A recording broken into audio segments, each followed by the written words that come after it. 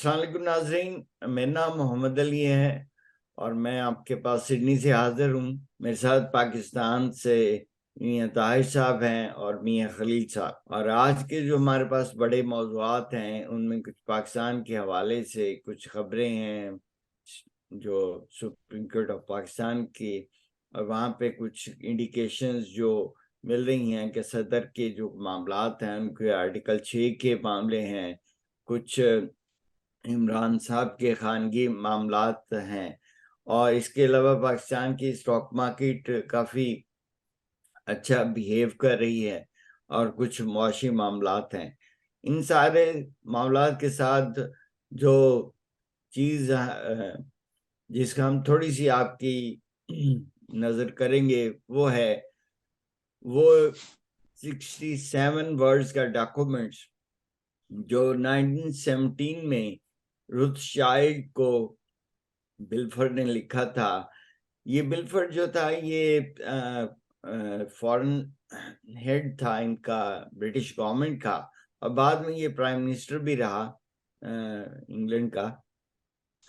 और ये वो लेटर है जो इन्होंने लिखा था उस रुथशाइल्ड को कि हम फ़लस्तीन के इलाके में आपके लिए एक अलग से स्टेट बनाएँगे, और वो स्टेट जो है उसमें हम आपका इतना कोशिश कीजिएगा कि जो नॉन ज्यूइश लोग हैं उनके लिए आप जगह रखें। तो बुनियादी तौर पे इस हद तक ये चीज़ें जो थी कि उन्होंने पैलेस्टाइन नॉन पैलेस्टीनियंस का तो ज़िक्र किया, पैलेस्टीनियंस का ज़िक्र नहीं किया जिनकी अपनी स्टेट थी, जगह थी। और ये वही वक़्त है जब जंग-ए-अज़ीम के अंदर इनको पहली जंग-ए-अज़ीम के अंदर ब्रिटिश को जो ज्यूइश कम्युनिटी है या ज़ायनिस्ट कम्युनिटी जो है उनकी ज़रूरत थी, और उन्होंने ऑलरेडी वो सल्तनत उस्मानिया को ख़त्म कर चुके थे। तो बुनियादी तौर पे ये 67 वर्ड्स का जो एक लेटर है, इसने पूरी खिते की या दुनिया की तारीख बदलने में एक बहुत बड़ा किरदार अदा किया। तो इसके अंदर बहुत सारी चीज़ें जो हैं वो तशरीह तलब हैं, उन पे बात हो सकती है, लेकिन ज़ाहिर है इस वक़्त इतना लंबा हमारे पास तो वक़्त नहीं है कि हम आपसे फिर इंशाल्लाह किसी वक़्त बात करेंगे। लेकिन जो इम्पोर्टेंट चीज़ है, ये है कि 2 नवंबर को ये काम हुआ और तकरीबन ये 100 से ऊपर कुछ साल हो गए। इसके साथ ही हम अगले अपने मरहले के अंदर मियाँ ताहिर साहब के पास चलते हैं और उनसे पूछते हैं कि जनाब कुछ बताइए कि पाकिस्तान में जो एक तो इमरान साहब के कुछ खानगी मामलात हैं, उनके हवाले से है, इलेक्शन की तारीख आ गई है, और क्या आपको लगता है अभी भी कुछ लोगों को डाउट है कि इलेक्शन होंगे या नहीं होंगे? लेकिन बहरहाल काज़ी फ़ाइज़ ईसा साहब पे तो इस चीज़ को वो कहते हैं कि इंश्योर करेंगे कि इलेक्शन हो। तो जनाब मियाँ ताहिर साहब। देखिए, अभी आपने जो जिक्र किया है बिल्फोर्ड के लेटर का, तो उससे आपको याद होगा कि बरसगीर में सल्तनत उस्मानिया के हवाले से बड़ी यहाँ पे हसासियत रही है और यहाँ पे एक तहरीक खिलाफत भी चली थी। और सल्तनत उस्मानिया का खात्मा ही बेसिकली उसमें हुआ था और कब्जा दे दिया गया था फ़लस्तीन में। एक उस वक़्त तो यही सामने आई थी बात कि एक ख़ास इलाके में, लेकिन अब वो देखें अब क्या हालात हैं कि यहूदियों को जो कब्ज़ा दिया गया था, और इसे यहाँ पे ऐलान बिल्फौर के तौर पर जाना गया और इसी तरह ही पुकारा जाता है अभी भी। और ये देखें, उस वक़्त जब ये ऐलान बिल्फौर हुआ तो एक तारीख ही बदल गई, क्योंकि असल में लड़ाई जो थी वो हमारी तो कभी यहूदियों से रही नहीं है। बनी इसराइल से मुसलमानों की लड़ाई अगर आप तारीख में देखें तो नहीं रही। असल लड़ाई तो ईसाइयों की और यहूदियों की थी, क्योंकि हजरत ईसा को बकौल ईसाइयों के यहूदियों ने कत्ल किया था। तो मुसलमानों के साथ तो उनकी लड़ाई नहीं थी, लेकिन यहूदियों ने बाद में इतनी ताकत हासिल की कि उन्होंने ईसाइयत को फतह कर लिया। और उन्हें अपने मकासद के लिए आज भी इस्तेमाल कर रहा है। तो इस वक्त भी जितनी ईसाई रियासतें, ईसाई से मुराद जो ईसाइयों की रियासतें हैं, वो सारी की सारी उनके पीछे खड़ी हैं और बेचारे मर रहे हैं, तो मुसलमान वहां पे जिबा हो रहे हैं।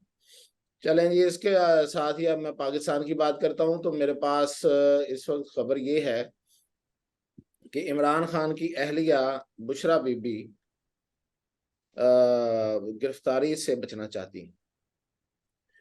उनकी जो गिरफ्तारी है वो 9 मई के हवाले से बड़ी यकीनी होती जा रही है, क्योंकि इदारों को उन 9 मई में उनकी जो इन्वॉल्वमेंट है उसके बड़े पक्के सबूत मिले हुए हैं। ये पहले से है, लेकिन जाहिर है कि चीज़ें कुछ स्टेप बाय स्टेप वो चला रहे हैं। तो अब फैसला ये हुआ था कि बुशरा बीबी को गिरफ्तार कर लिया जाए।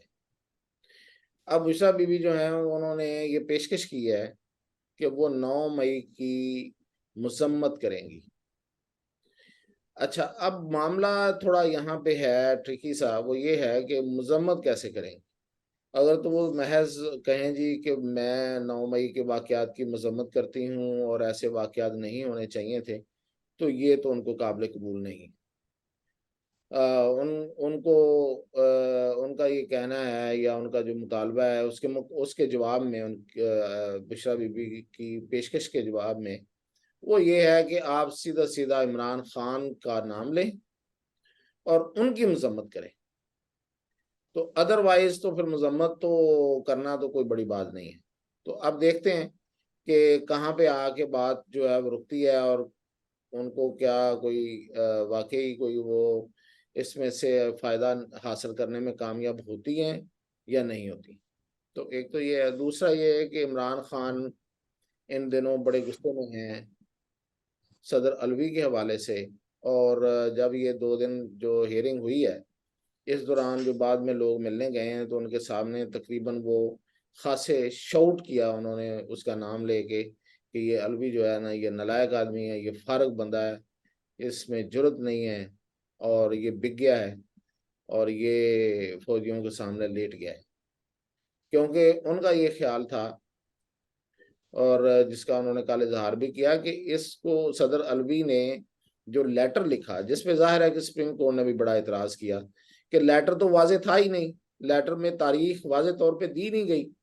तो उनका ये ख्याल था कि सदर अलवी को एक तो तारीख वाजे तौर पे देनी चाहिए थी, जो कि उसने नहीं दी। और इमरान खान का ये ख्याल है कि वो इस मामले में कॉम्प्रोमाइज कर चुका है, था पहले ही सदर अलवी। और भैया साहब, वो लगता है कि डेंटिस्ट डॉक्टर नहीं रहे, वो होम्योपैथिक डॉक्टर हो गए। नहीं, वो उनके अपने दांत निकल गए। तो अब ये हुआ कि वो दांत निकल जाए तो बाइट ही नहीं रहती ना, तो बाइट उन्होंने नहीं ली।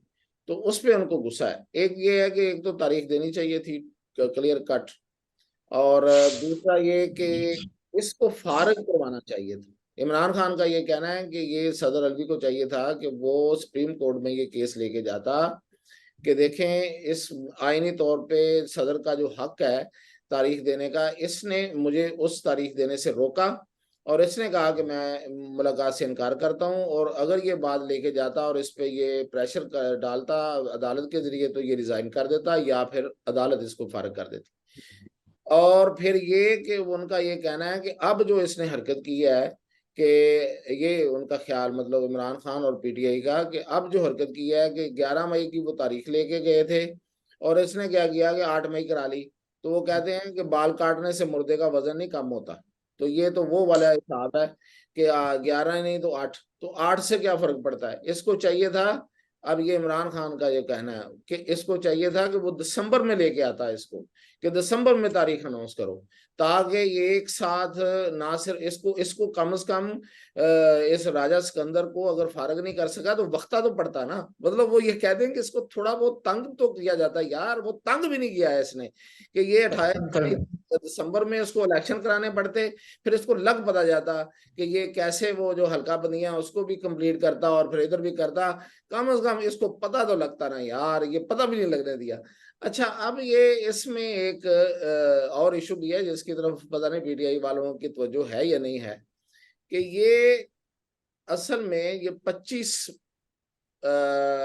जनवरी तय हुई थी इलेक्शन कमीशन के अंदर। यानी कि election commissioner, chief election commissioner और 4 मेंबर्स ने 25 जनवरी फाइनल की हुई थी कि हमने जब भी ये केस लगा या ऐसी कोई सूरत हाल हुई या हमें अनाउंस करना पड़ा तो हम 25 जनवरी अनाउंस करेंगे। लेकिन जो दूसरी जगह थी वहां पे यही वाली तारीखें थी जो फिर बाद में इलेक्शन कमीशन जो है वो लेके गया। क्योंकि अगर आपने सुना हो तो कुछ दिन पहले राजा रियाज ने ARY को इंटरव्यू में यही तारीखें बताई थी। उसने कहा था कि दूसरा हफ्ता या दूसरे हफ्ते का शुरू में इलेक्शन जो है ना फरवरी में होंगे। तो वही हुआ कि वो 11 फरवरी की तारीख लेके गए। तो इसका मतलब कि दूसरी जगह पे ये तय था। और असल में इसका मकसद ये है कि ज्यादा से ज्यादा नवाज शरीफ को टाइम दिया जाए ताकि वो इलेक्शन में केसेस से फारग हो के इलेक्शन को लीड कर सकें। अदरवाइज तो देखें उनके पास ऑप्शन ये भी है कि इलेक्शन हो जाए, कोई एक सीट खाली करा के उस पर इलेक्शन लड़के नवाज शरीफ आ जाए, तब तक तो केस खत्म हो जाएंगे। लेकिन वो चाहते हैं, नवाज शरीफ भी चाहते हैं कि नवाज शरीफ इलेक्शन को लीड करें, खुद इलेक्शन लड़ते हुए, इलेक्शन में हिस्सा लेते हुए। अगर वो केसेस में उस वक्त तक रहे और उस वक्त तक उनकी क्लैरिटी ना आई, उनका यानी कि अदालत की तरफ से उनको ना उसमें केसेस में किया गया, रिहा बरी किया गया, तो उस वक्त तक तो फिर वो लीड नहीं कर सकेंगे। तो ये वजह थी असल में जो 11 फरवरी कहलवाई गई। वरना तो उन्होंने जो लिख के रखी हुई थी अपने पास इलेक्शन कमिश्नर ने, वो थी 25 जनवरी। अच्छा, इससे आगे ये बात और एक पता ये है कि जो कैलकुलेशन है वो ये है कि अब इलेक्शन शेड्यूल कब आएगा। ये बड़ा ट्रिकी चीज होती है, क्योंकि इलेक्शन शेड्यूल जब आ जाता है तो हर चीज लॉक हो जाती है। यानी कि आप ना को तबादला कर सकते हैं, ना कोई आप खाड़ पिछाड़ कर सकते हैं, ना आप इलेक्शन लिस्टों में कोई रद्दोबदल या कोई भी चीज, कोई इजाफा या कुछ कर सकते हैं। तो लॉक हो जाती है हर चीज, मासवाए कि आप हल्का बंदियां जरूर कर सकते हैं, लेकिन बाकी हर चीज लॉक हो जाती है। तो वो इलेक्शन शेड्यूल जो अनाउंस करना है, वो कानून ये कहता है कि 54 डेज में मिनिमम और 60 डेज मैक्सिमम का टाइम होना चाहिए। तो अब ये बनता है 8 दिसंबर या फिर 10 दिसंबर। तो तब तक तो ये सब कुछ चलेगा। यानी कि हर जगह पे जहां जहां उन्होंने जो जो बंदे लगाने हैं वो लगाए जाएंगे, और जो और काम करने हैं वो भी किए जाएंगे। और इसमें आगे एक खबर ये है कि DROs और ROs जो हैं वो नवंबर के मिड तक अनाउंस होने का इम्कान है। अच्छा, अब इसमें भी एक खबर ये है कि शायद इस दफा कोशिश की जाए कि जुडिशरी से DROs और ROs लिए जाएं। हालांकि 2010 में जो उस वक्त चीफ जस्टिस इफ्तिखार चौधरी थे, उनकी सरबराही में जुडिशल कमीशन ने ये पॉलिसी दे दी थी कि ROs DROs जो हैं वो नहीं लिए जाएंगे जुडिशरी से। लेकिन 2013 में लिए गए, क्योंकि उस वक्त तसद्दुक हुसैन गिलानी भी आए थे तो उन्होंने लिए, तो इसीलिए 2013 को ROs का इलेक्शन भी कहा जाता है। तो ये अब ये देखना ये है कि ROs जो हैं वो जुडिशरी से आते हैं, या फिर अगर वो जुडिशरी से नहीं आते, यानी कि सेशन जज जो है वो DRO नहीं बनता, सिविल जज RO नहीं बनता, तो फिर ये होगा कि DC जो होगा वो DRO होगा और AC जो होगा वो RO होगा। तो दोनों सूरतों में देखें, अब पहले ROs पे इल्जाम लग चुके हैं जो जुडिशरी से थे, लेकिन वो फिर भी किसी हद तक इसलिए लोग समझते हैं कि जज को, किसी के जो जोरदार ताकतवर तबके हैं उनके लिए जज को घर बुला के जो राणा सनावला के जीते हुए 2 हलकों में से एक हलका हराना मुश्किल था। तो जो DC था उसके लिए उसको बुला के, तो राणा सनावला का जो जीता हुआ एक हलका था उसको हराना आसान हो गया। एक ही सीट दी उसको। तो ये तो एक मिसाल दे रहा हूँ, बहुत सी ऐसी मिसालें हैं। तो DC और AC तो बड़ी आसानी से हो जाते हैं, टैकल हो मैनेज जाते हो जाता है। हैं। लेकिन जजेस को थोड़ा मुश्किल होता है, हो जाते हैं लेकिन मुश्किल होता है जज को बताना, और सेशन जज को खास तौर पे, तो उससे कोई अनाउंसमेंट करवाना। तो ये है जी अब तक की खबरें। अब देखते हैं कि इसमें बुशरा बीबी कब ऐलान करती इसके साथ जनाब हम चलते हैं पाकिस्तान की मईशत के हवाले से। जाहिर है इमरान खान के साहब के जो मामलात हैं और ये भी मईशत पे तो असरअंदाज हो ही रहे हैं किसी न किसी तरह से। और बेहतर तो यही होता कि चीज़ें रिकनसाइल हो जाती, लेकिन जाहिर है अब जो भाई लोग हैं उनके अपने मसाइल हैं और उनके साथ अब जो तल्लुकात हैं इमरान साहब के वो जल्दी तो ठीक होने वाले नहीं है। बहरहाल ये मामलात तो ऐसे ही चलते रहेंगे। वही चाल बेढंगी है वो तो चलती रहेगी। जनाब मियां साहब हमें बताइए कि आपके ख्याल में पाकिस्तान के जो माशी हालात हैं, कैपिटल मार्केट है, ये क्यों इतनी अच्छी रिस्पांस दे रही है, और फिर डॉलर के हवाले से और जो बाकी मामलात हैं, तो जनाब मियां खलीफा। हाँ हाँ, वो मैशत की बात तो चलेगी, उसमें काफी अच्छे फिगर्स आ रहे हैं इस वक्त। लेकिन एक बात जो भी मियां साहब कर रहे थे इलेक्शन की, सुप्रीम कोर्ट की, उसमें जो चीफ जस्टिस हैं उन्होंने एक बड़े दिलचस्प रिमार्क्स दिए हैं। बल्कि उन्होंने अगली हुकूमत को या इस हुकूमत को हिंट भी दिया है कि आप ये काम भी कर सकते हैं। उन्होंने ये सारा कहता है कि सदर अलवी ने इलेक्शन की डेट नहीं दी, आईनी खिलाफ वर्जी की। उन्होंने इस पे कहा इस बात को छोड़ दें कि आईनी बहस को। लेकिन साथ उन्होंने ये कहा कि वो जो सदर मुमलिकत ने अदम एतमाद इमरान खान के खिलाफ जो अदम एतमाद पेश हुई थी, उसके बाद जब सदर ने जो असेंबली तोड़ी है ना, वो इंतहाई आईनी खिलाफ वर्जी है। बस इतना कमेंट्स दिए हैं कि वो जो सदर साहब ने असेंबली तोड़ी थी अदम एतमाद के बाद, वो आइन की सख्त खिलाफ वर्जी है, यानी कि आर्टिकल 6 उन पे लग सकता है उस बुनियाद पे इलेक्शन की डेट को छोड़ दें। और इसी तरह उन्होंने खान साहब का एक जिक्र किया है बगैर नाम लिए। उन्होंने कहा बगैर किसी वजह के एक मुंतखब असेंबली को तोड़ना भी गद्दारी के जिम्मे में आता है। अब ये दो पॉइंट हैं, इस पे अगर कोई पार्टी, हुकूमत या कोई इवन बंदा इंडिपेंडेंट आजाद कोई इस पे रिट करेगा या तो उसमें काफी उसको खान साहब को या सदर अलवी साहब को कोई मुश्किलात हो सकती हैं आईनी तौर पे अदालतों के हवाले से। जो मईशत की आपने बात की है, वो इस दफा तो हम सिर्फ फिगर्स की बात करेंगे हम, कि फिगर्स वो काफी अच्छे आ रहे हैं जो इस महीने आए। एक तो स्टॉक मार्केट ने आज अपना रिकॉर्ड तोड़ा है। हिस्ट्री में कभी 53 से ऊपर क्लोजिंग नहीं हुई थी 100 इंडेक्स की, वो आज क्लोजिंग हुई है। उसकी वजह यह कि एक तो इलेक्शन की पहले बातें हो रही थी, कोई हालात बेहतर हो रहे थे। जब आज इलेक्शन की डेट का अनाउंस हुआ है, रात को हुई थी, उसका मार्केट में बहुत पॉजिटिव असर हुआ है। उन्होंने कहा कि अब हालात हो सकता है नॉर्मल हो जाएं, जमहूरियत या जमहूरी मुंतखब हुकूमत आ जाए, तो उसका मार्केट पे अच्छा असर पड़ेगा। और उन्होंने आज मार्केट ने रिकॉर्ड बनाया, पाकिस्तानी रुपए में इंडेक्स बढ़ा है। लेकिन एक उसमें प्रॉब्लम यह है कि डॉलर्स में अभी भी मार्केट की जो कैपिटलाइजेशन है वो सिर्फ $24 बनी है। और जब 2017 में मार्केट अपने पीक पे गई थी, तो उस वक्त मार्केट डॉलर्स के हिसाब से मार्केट की कैपिटलाइजेशन एक $100 बिलियन थी, 100 अरब डॉलर थी। और वो डॉलर की कीमत बढ़ने से अब ये फर्क आया कि इंटरनेशनल भी मार्केट का वो रिस्पॉन्स नहीं है, लेकिन पाकिस्तानी रुपीज में मार्केट ने रिकॉर्ड बीट किया है सारा। उसके अलावा जो फिगर्स आए हैं मईशत के इन दिनों, अक्टूबर में पाकिस्तानी जो एक्सपोर्ट्स हैं वो 13% से ज्यादा, तकरीबन 14% बढ़ी हैं, जो बड़ा पॉजिटिव साइन है। कॉटन के जो फिगर्स आए यकम अक्टूबर तक, वो जो पिछले पूरे साल की फसल थी अभी भी उससे कुछ 10 मिलियन ज्यादा हो गए हैं। उसकी वजह ये कि अभी 3-4 महीने फसल ने और आना है, यानी कि अब फसल हमारी 60-70% पिछले साल से ज्यादा होगी जब फाइनल फिगर आएंगे। ये बहुत अच्छी बात है। ट्रेड डेफिसिट तजारती सारा हमारा 35% तक कम हो गया है। ये एक पाकिस्तानी मैशत की बड़ी अच्छी है। जर मुबादला पे इस पर जो प्रेशर आ रहा है वो बहुत कम होगा। इन्फ्लेशन थी वहां की, वो अक्टूबर की 26.9% रही है, जो कि सितंबर में 31% से भी ज्यादा थी। इसका मतलब है कि कुछ पॉजिटिव चीजें नजर आ रही हैं। अगर ये सिस्टम इसी तरह कोई रुवानी से चलता रहा, अब उसमें कोई मजीद रुकावट नहीं आई, तो उम्मीद है कि 1-2 महीने में हालात काफी हद तक बेहतर होंगे, क्योंकि इंटरनेशनल ऑयल की प्राइस भी कोई ज्यादा नहीं बढ़ रही, बल्कि स्टेबल है 84, 85, $86 फी बैरल पे, इसी के राउंड फिगर चल रहा है। तो इसलिए उम्मीद है कि मईशत के हिसाब से इकोनॉमी पाकिस्तान की काफ़ी बेहतर हो सकती है।